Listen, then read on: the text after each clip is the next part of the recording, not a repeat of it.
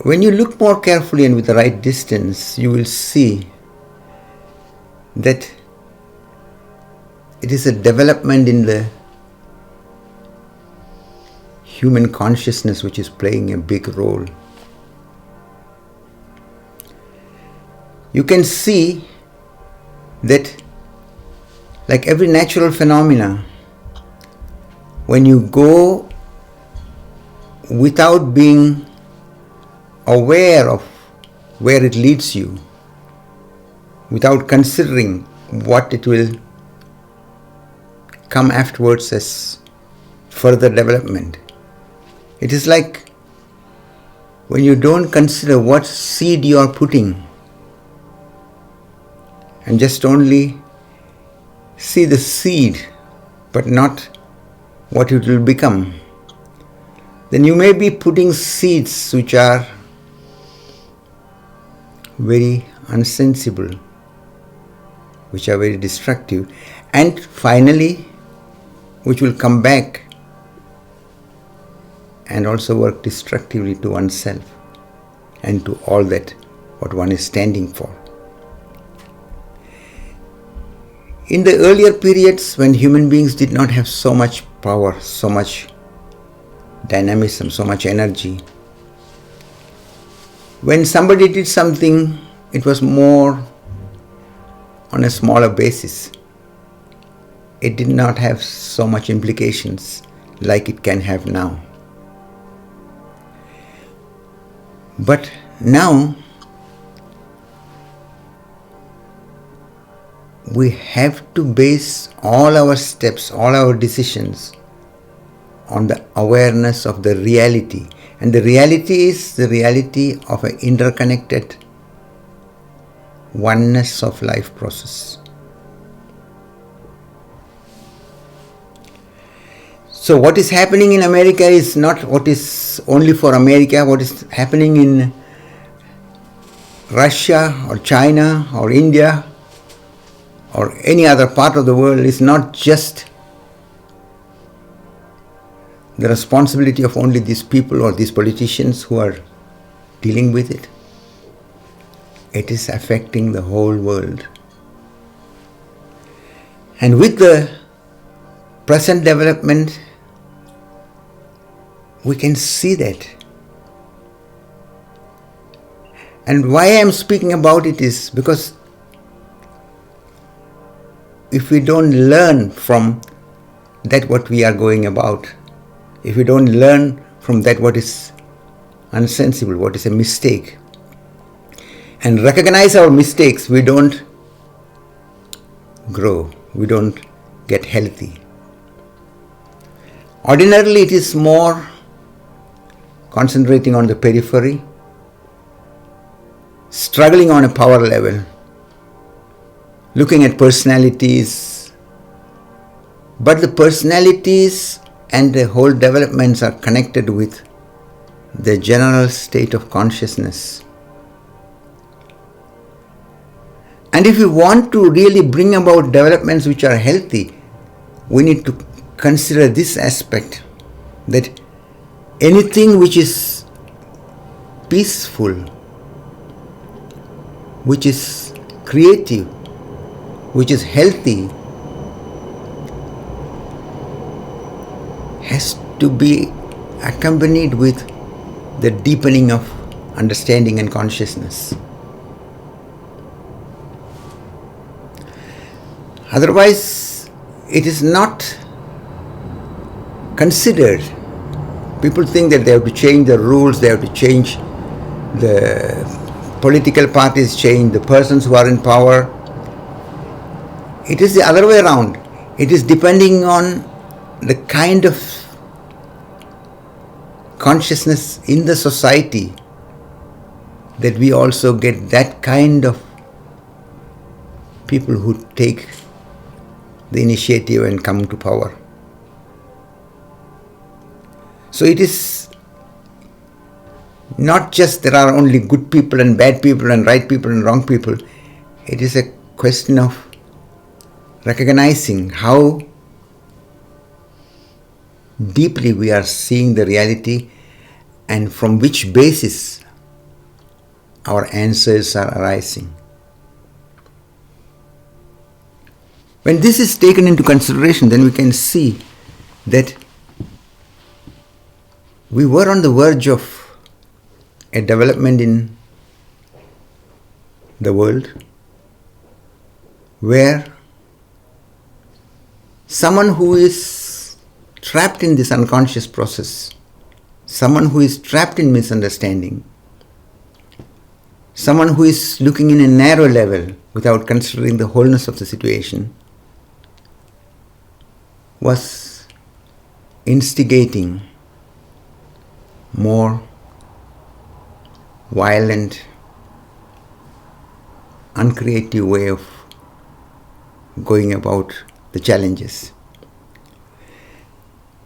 The approach was justifiable not because there was such a requirement, but because the person was more preoccupied with keeping the power, trying to stay in control. And this is where we need to bring our attention to. When we are wanting to hold to power without looking what for power has to be there, when we are more concerned about our prestige and being proud, there are factors working in us which has to be really considered and confronted. Because we are often in this state, in a state of fear and tension, greed and calculativeness, without looking what is really good for everybody. Why is this important now? Because when you don't consider what is really good for all, what is really valuable, what is really intelligent, what is really loving, we are going with our energy, we are going with our development back, retarding more into an animal level, where it is just survival of the fittest through aggression, through intimidation, through manipulation, through control. So it is an ongoing tension, ongoing struggle. That can change only when you gain the distance to your own preoccupation, your own conditioning, and use your intelligence, allow the intelligence in you to come. Then you see that orienting to that what is good, that what is valuable for all, that what is compassionate and loving, is not just a strategy to stay in power, it is a way to orient to the reality, orient to that what is behind the appearance of the diversity. The diversity is the game of the world. But behind the diversity, we are a deeply interconnected unity.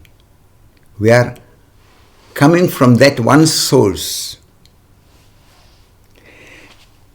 And this is very important that this aspect gets more carefully considered, more deeply brought into attention.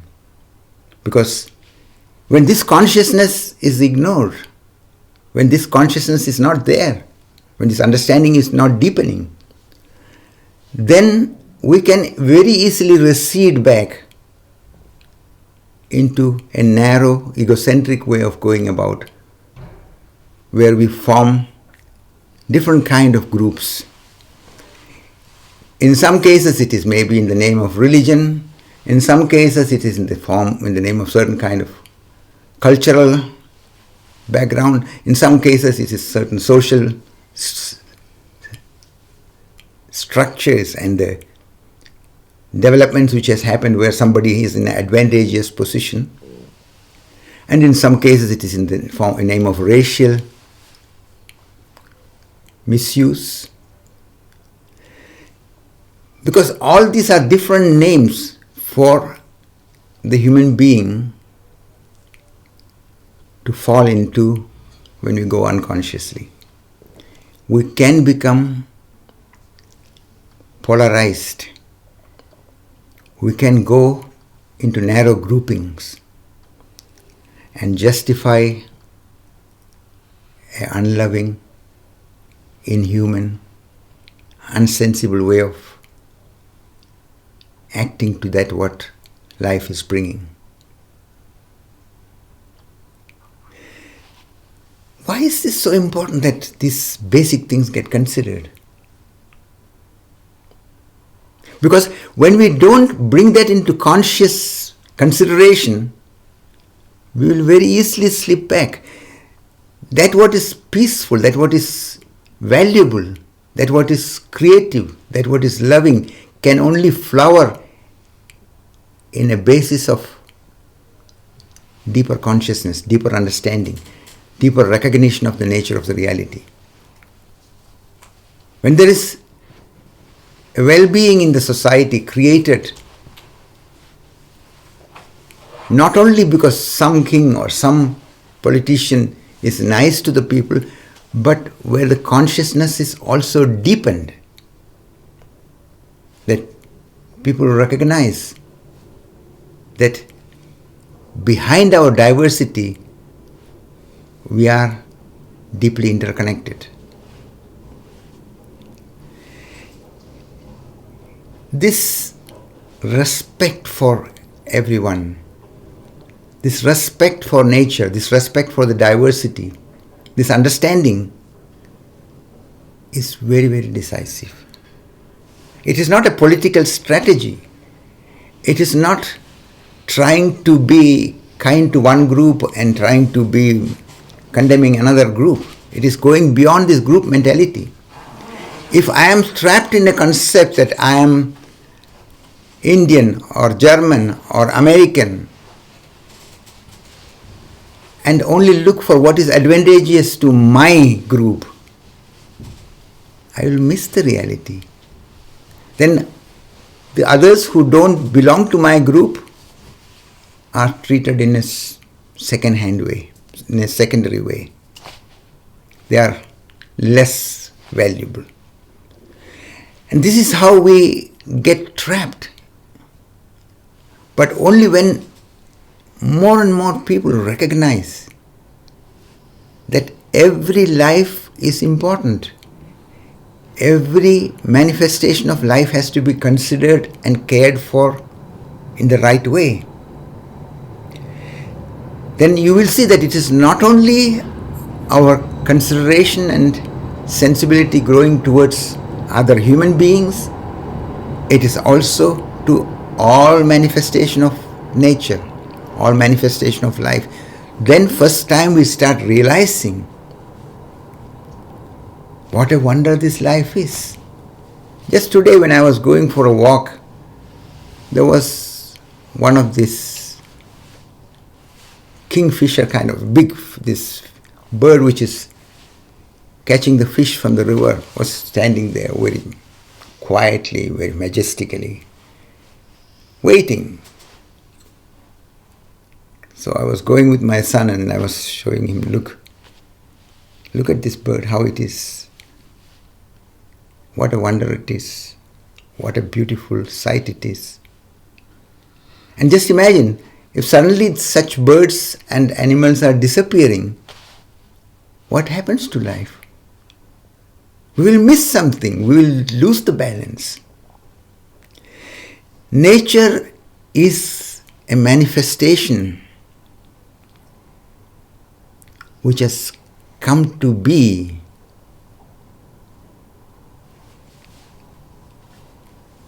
in a wondrous process. What we can, as a human being, express as something which has come out of deep intelligence, deep, unfathomable, creative process of care and compassion and love. And there is so much abundance in aesthetic sense, in playfulness. And we have to consider all this, because when we don't consider this and realize the wonder we are and the wonder we are living in, when we don't consider and realize that we are blessed to be here, our life on this planet, our life with all our challenges, is not a punishment. It is a great luck. But this is not enough when you just agree with me and believe these things. It has to become your recognition through your own deeper consideration. Then it becomes real to you. Otherwise, these are all just words and philosophies and theories, and it will not stay. It is just like on the periphery. But when I say it and you consider it, you look, that is what deepening of the consciousness means. Now, let me bring some other aspect. One of the great seers in human history was the wise man from China whose name was Lao Tse. He didn't write many books, and only under great pressure from the emperor he wrote, before he was leaving his body, a book. But there is one thing which he has been mentioning, that when human beings were in tune with nature, there were no religions, there were no masters, because human beings were religious without religion. They didn't need religions because they were religious. It's a very valuable understanding. And one should consider it, because we think that progress is when we are getting more scientifically advanced in the sense of material developments. That is only one aspect in our life. But when we lose this consciousness of the interconnectedness, and the word has to be also considered carefully. Religion is not just something to blindly believe and to go into some kind of consolation, because that's what has been happening to many religions. When the sense behind the religions, which is essentially there in all religious teachings, when you look carefully, it is trying to make the best in the given circumstances, giving perspectives, giving insights, so that everybody can live together harmoniously, lovingly, gracefully, and awaken to the reality. But when the religions are not understood rightly by those who are giving it further, and they get misinterpreted, by and by they just start doing the opposite. And that's what has been happening. When Karl Marx has been saying that religion is the opium of the masses, it is not completely baseless. Because what has happened in the name of religion is that it all became some kind of strategy for people who are seeking power, people who are wanting to settle in a status quo, who don't want to change their conveniences and comforts, to go on and somehow to manage and control. So rather than helping people to confront their fears and confront their greed and go beyond it to understand themselves and understand life more deeply, what was happening was they were pushing people more and more back into a state of settling in fear, settling in calculations, settling in this idea of division. If you are only focusing on the periphery and remain on that level, we remain just on a political level. But when you go deeper and consider everything, then it is not just superficial politics, it is a human state of understanding. The humanity has to come through consciousness. And when, in whatever name it is removed, it is taken away, whether in the name of religion, in the name of politics, or in any other things, it is unhealthy. That is what one thing has been happening, which is very, very valuable, that the scientific development has helped human beings to disentangle themselves from the blind beliefs and the fear created in the name of religions. It gave human beings a possibility to rise, to grow, to feel more individual, to feel more responsible, to feel more free. But this has to go further into a conscious process, because only when our way of connecting to each other is based on what actually is, what reality is, then only our acts and our ways of going will be a development, will be a healthy process. It will be valuable for not only for oneself, but for everybody else. In the area where I was growing up, there has been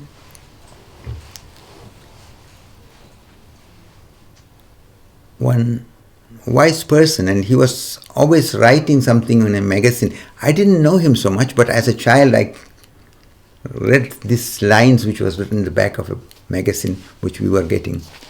And one thing which he was saying was, whatever be the religion, the persons should be good. The goodness of the person. The goodness has to be the orientation. Goodness means you are considering. You are not following just your likes and dislikes blindly. Goodness means you are considering also the nature of the reality. You are trying to understand. Orienting to goodness means you allow something deeper in you, something which we can call sacred in ourselves. Every human being has both these potentials. We can be very, very beautiful, very, very loving, very, very kind, because that is our innermost nature. But we can also get in all kind of misunderstandings and become so unsensible, so inhuman, so destructive, so greedy, so destructive in a very huge way, with all the power and destructive potential which you have accumulated. And this is what we need to see in the situation which was happening in USA now, in the last weeks, especially after the election, where it became more open, more candid. And we are able to see and understand and learn from all this because the communication media is able to go beyond the control of the politicians. So that is a very valuable, deep development. It is not completely in the grip of the politicians, even though they would like to control everything. So it has been able to bring many aspects of the reality into visibility. And what was happening is what you can see when a person is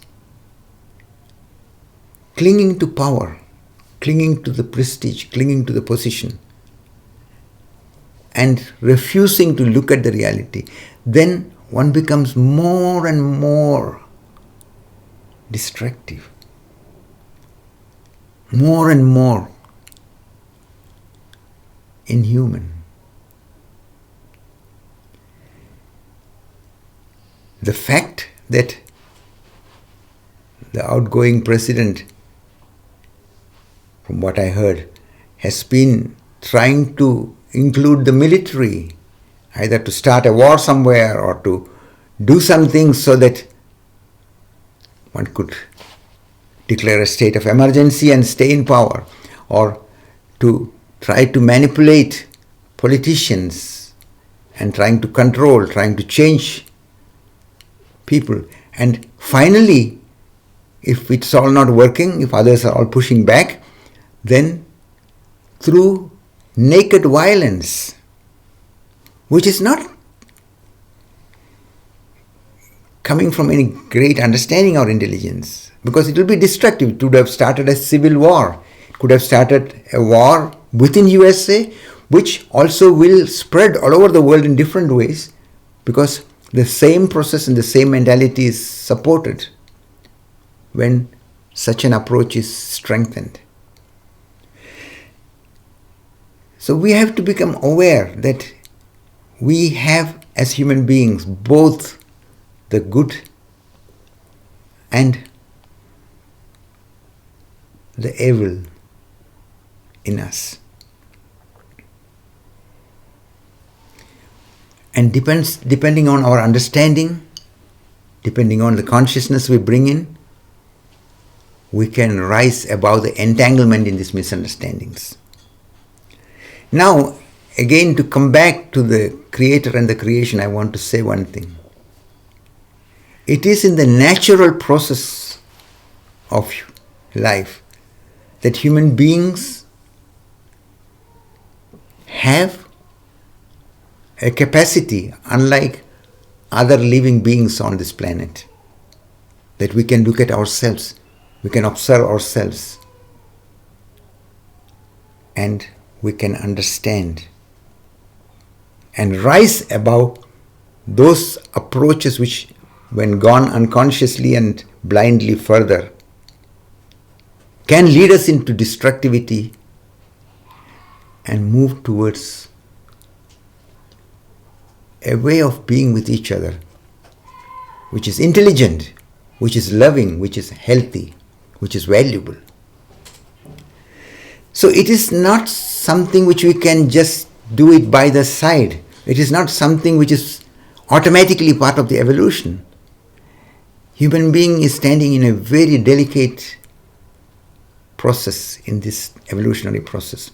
So we are in a period where the humanity can, due to this global development which is happening around it, global awareness which is possible through it, grow more towards a human, a healthy, an intelligent way of being with each other. We have all that what we need to live beautifully on this planet. Life has provided in abundance. Life has given us so much capacities to deal with the challenges. But we have to try to understand all the challenges which we have, which looks only as problems. When you consider it from a distance, you see that these are all preparations for us to rise, to grow. Of course, we can make mistakes, we can make misunderstandings, we can run away. We can try to avoid the confrontation, which looks more easy, more comfortable. And life provides everything. You can make a mistake, or you can move more towards the humanness. And that is also something which we need to understand very carefully. It is a great respect towards the human being. The human being can not only do the right thing, can also do the wrong thing. So when we are responsible for ourselves, and this responsibility we have to understand carefully,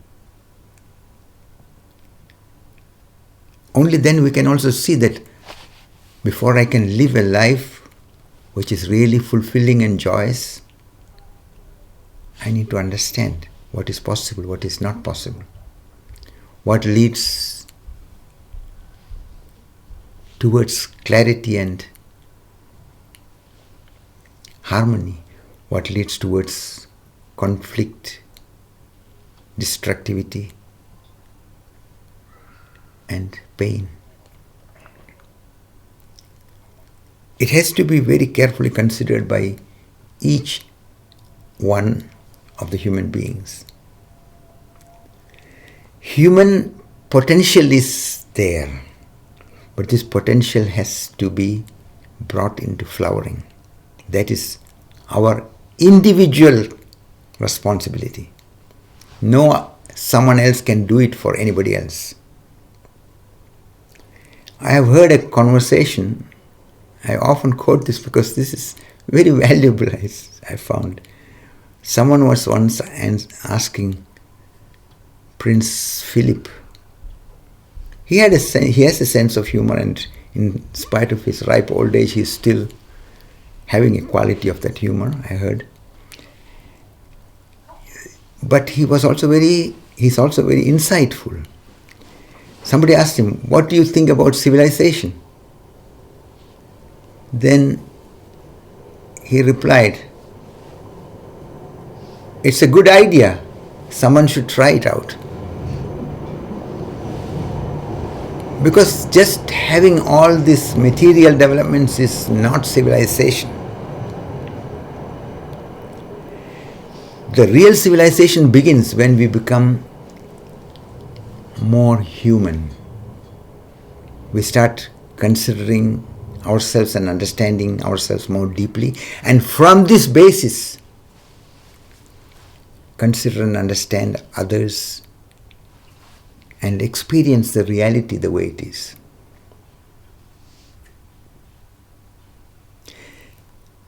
The way to it is through the way of sympathetic consideration, compassion. In 2012, I was initiating a video recording which is with the title, The Dawning of the Age of Compassion. It's just about 8 to 10 minutes, this video, and we were bringing it out. Maybe very few people have seen it, maybe it's still available in the internet. But this is the quality what is needed. And where does compassion start? You start being compassionate to yourself. Because that is where the misunderstanding is. We are split between the so-called good and the so-called bad.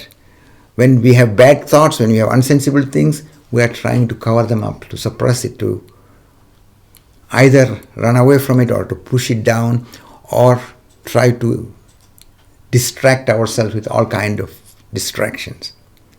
So it's an ongoing, subtle civil war within. And that is what manifests in the world as violence when we don't understand and go about it in the right way. So when we want that there is a difference happening, we have to start being compassionate to ourselves. And that is a very, very important thing. That makes a big difference. When you are compassionate to yourself, then you will also start looking compassionately to the others. That is a further extension of it. The Tibetan Book of the Dead begins with the statement that the entanglement of the human being begins with they have used one word, avidya. Avidya very literally means lack of education or not having the right education. We all get into different kind of conditionings, and we have to bring our attention to understand ourselves, understand life, and that is the right way to encounter the challenge.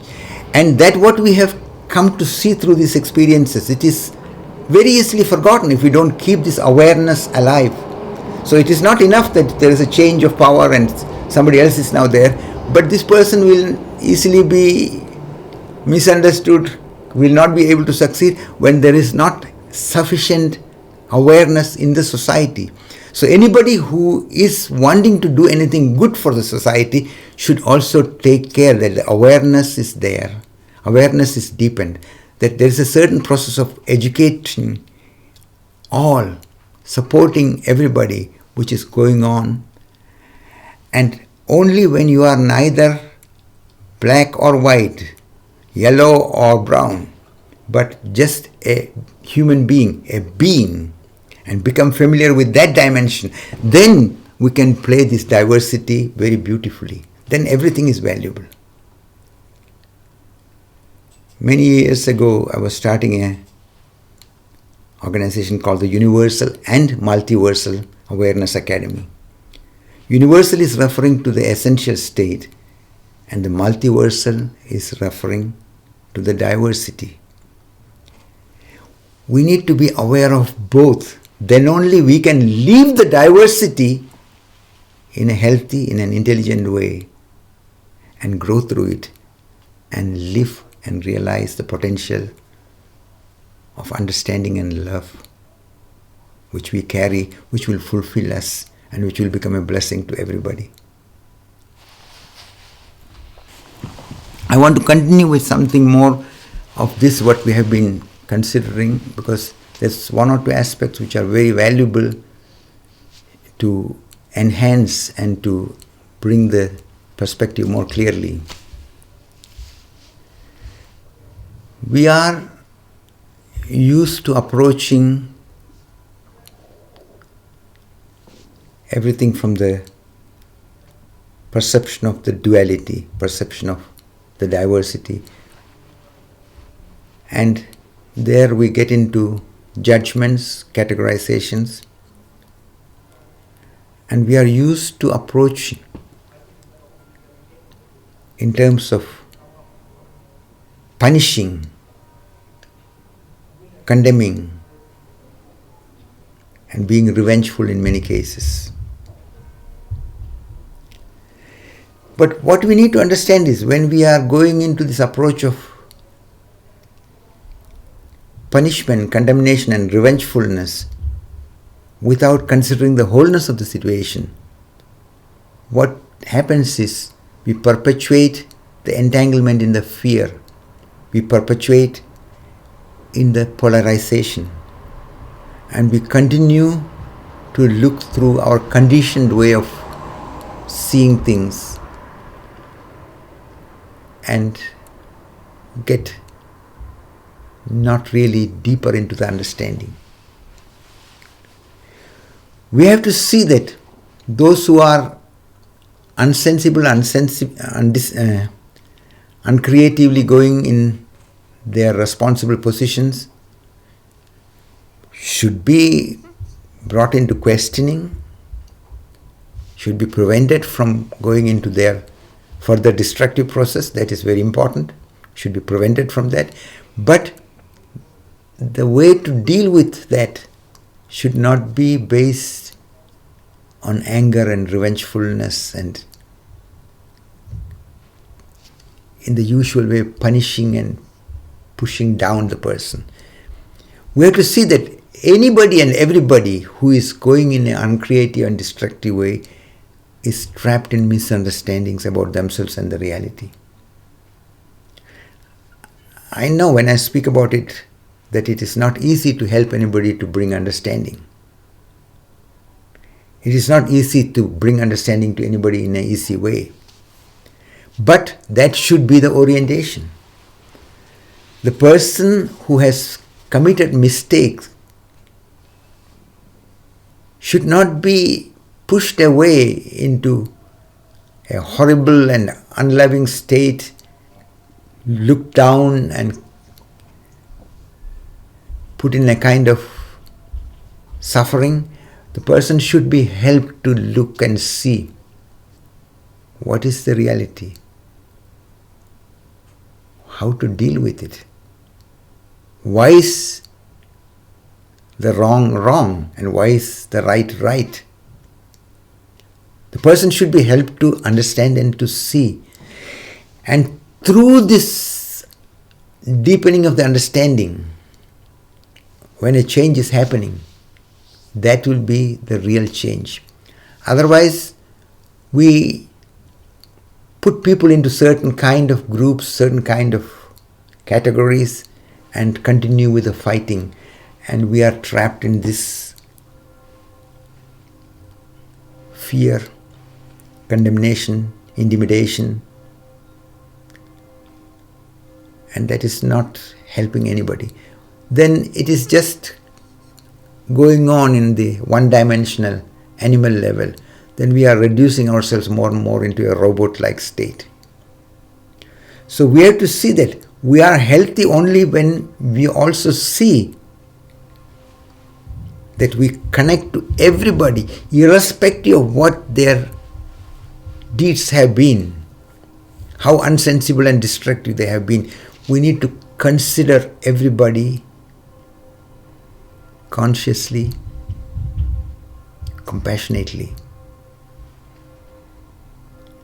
so that it becomes an answer from the heart, from the intelligence, from the sensibility, to really heal the situation, to really bring developments which are valuable for all. Otherwise, we change peripherally things, but we continue the same process. And that should not happen. And at these stages when things are possible, that has to be very carefully considered. The new president who is in America, he has a responsibility. He's going in a careful direction, but it has to be considered very carefully and deeply that it is only possible to keep these developments in a healthy way and bring about the healing not only to America, but it's a healing for the whole world, because it is a deeply interconnected reality and everything has its repercussion all over. Even if for the practical purposes we have different nations, different cultures, different ways of grouping, which is naturally developing and which is okay. But we have to remember that behind this apparent groups we make, we are a deeply interconnected reality. It is just more easily understandable when you look that in some of the cities they have different football clubs. For example, in Manchester they have Manchester United and Manchester City. And I think in Munich they have Bayern Munich and 1860 some. So they are all from the same groups, from the same area. And for the sake of playing, you make different groups and you play with each other. But you don't play to destroy each other. You are making these groups to play together. Then the playfulness becomes more valuable. Then there is no hatred, there is no unsensible entanglement in anger.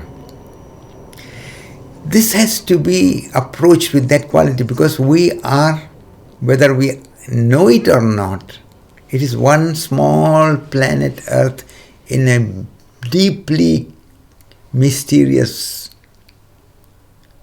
deeply wondrous universe, kept alive through an ungraspable intelligence, that when we see that the earth is moving around itself and moving around the sun, who has managed all that? We didn't do it. We cannot say that, oh, I have managed it. And every aspect of nature, every cell in this life process, the more carefully you look, the more you realize it is all deeply cared, deeply intelligent, deeply valuable processes. And that is what we need to understand, and that is what will happen when we try to understand also the others who are so critical, who are unfriendly, who are strange to us. When we don't go into the same blind reactionary attitude, but observe the reactions which happen in us and see that I don't need to follow my anger I don't need to follow my greed. I don't need to follow my fear. I can watch all these things. And this is what makes human being very unique, because we can watch all these reactions which can happen on the animal level in us and not follow it blindly. And that is how we become capable to live the potential of intelligence. When we are not following our reactions blindly, we create a little space, we create a little distance. The energy becomes disentangled from the automatic entanglement in these patterns of reaction. And that gives the possibility for the human being to consider more carefully, consider more deeply. And that is what is very, very important. So this aspect I want to bring into consideration, and I want to just bring an example from a Japanese tradition of Zen, where a Zen master made, often as they are doing in the Zen schools, a gathering where people from all the surrounding areas can come and practice awareness. And people from all layers, all social status come. And in one of these gatherings, which is often going for weeks or even some months, where they all stay together, stay with the discipline and orientation given by the Zen master. There was one person who was into stealing. And it became a nuisance, and it became a disturbance, and it became somehow disturbing to many others. And the Zen master heard about it, and many people went to complain that this person is doing like that. The Zen master did not do anything, he just waited. And one day some of these who were very much going in the other direction of extremely wanting to punish this person and to react, gathered and told the others that we should make a petition to the Zen master that when the Zen master is not sending this person who is into the stealing away, we are all going to leave. So some of them got it together to make a letter and to pass it on to the Zen master. The Zen master asked everybody to come together. And when everybody was gathering, he told them, look, among you there is one brother who does not know what is good, what is right. And he is going in unsensible and unloving ways. So, what to do? Should I throw this person away because he does not understand and know what is good, what is right? No, I am not going to do that. Those of you who know what is right and good, if you want to go, you can go. But I will try to help this person who has not had this basic understanding. So those who want to stay can stay. So everybody considered it and became very humble. They understood the point. This is very important, to consider things from a deeper state. Only from that deeper basis we can create the unity behind the diversity of life process.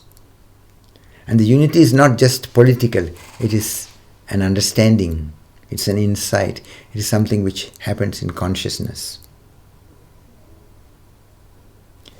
In India there is a very basic insight which has been the basis of also the religious developments till it becomes always again misunderstood and get into all kind of things. But one basic thing is the perspective of Advaita. Advaita means non-dual. It is the understanding that the reality is non-dualistic. The deep within, behind all the diversity, it is a deeply interconnected unity. It's a deeply interconnected and indivisible process. Healthy developments can happen only when this understanding and awareness is somewhere in human life. Then we can take the differences, go with it in the right way, without getting too serious, without getting too heavy. And very often people confuse between sincerity and seriousness. Seriousness is around the ego. Sincerity is a deeper quality. Seriousness is when somebody is becoming so heavy and try to control and intimidate the others through their seriousness. It is not healthy. It is not the right understanding. It is a trap. But we get into it because in imagining that we are right and the other is wrong, we fall into that. And we are only right in the sense when we see the reality, experience the reality, and is aware of this interconnectedness, the non-dualistic basis. That is why those who are insightful are not trying to change the behavior. They try to bring in more consciousness, help the persons to understand and get more clear. It is not an effort to change somebody from one belief into another belief, because every belief, when it is not consciously considered, becomes a blind belief, and that is how the manipulative process then comes in, and that is how it becomes very easily destructive, prejudicial, unloving. So there's much more aspects which we need to consider in the next periods, but for today I want to just enhance with these aspects, and we conclude now for this evening.